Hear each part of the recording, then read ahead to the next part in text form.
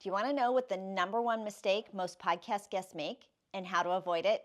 I'm Angel Tuccy. I run the Need a Guest Facebook group, a free community where I help podcast guests find guests and guests find great shows to be a guest on.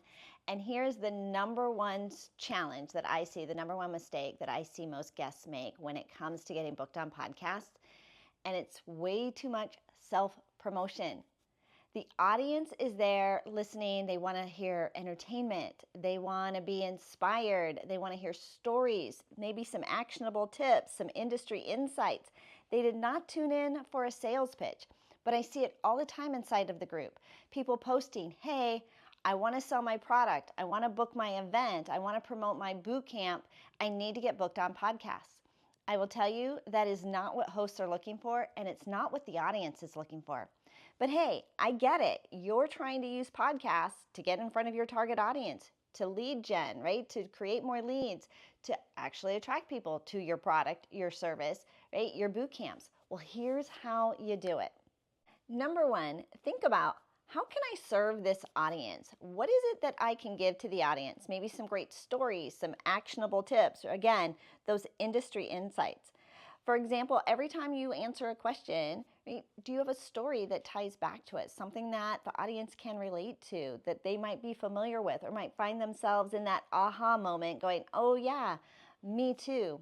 Stories sell. Stories are sticky. Stories are really what keep podcast listeners coming back. And so rather than it being all just data and facts and how to, and buy my stuff, buy my stuff, buy my stuff, it can be examples where you weave in client experiences, client case studies, some testimonials, right? When I helped my client Susan, this is what she discovered, right? When I helped, right? And having great stories. So number one, just shift the mindset instead of how can I sell to this audience to how can I serve this audience? What story, what impact, what actionable tips can I bring to the table? Number two is really having a great call to action, right? A lead magnet that in your closing remark is going to bring them back to, here's a free website, here's a free resource, here's a free guide that ties into this, which gets them onto your email list, right? We keep talking about this all the time. So always having a free lead magnet, a free resource, right? That we can weave into the story, weave into our interview, and of course use in the closing remark. And then speaking of weaving, this is exactly how you can promote and get people to sign up for your stuff, is just weave in the fact of, this is one of my favorite phrases, this is why. If you can use the phrase, this is why I created a boot camp, this is why I sell this product, this is why we offer this service, or this is why I champion for moms, this is why I'm a champion for entrepreneurs, this is why, right? I'm a champion for small business owners.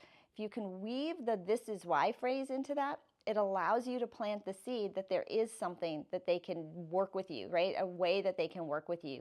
And then in that closing remark where you've got that great freebie, that great call to action, which should have a good title, it should have great value, and a really easy URL, a domain name where you point people to. For example, if you want to get booked on podcasts, if you want to have access to over 100 podcast hosts this week who are looking to interview new guests, we can give you access when you go to needaguest.com. Join my free community, and we will not only plug you in to the hosts who are looking for guests, but I'm also going to help you get booked on your first show. Go to needaguest.com. See how easy that was? I hope that helps.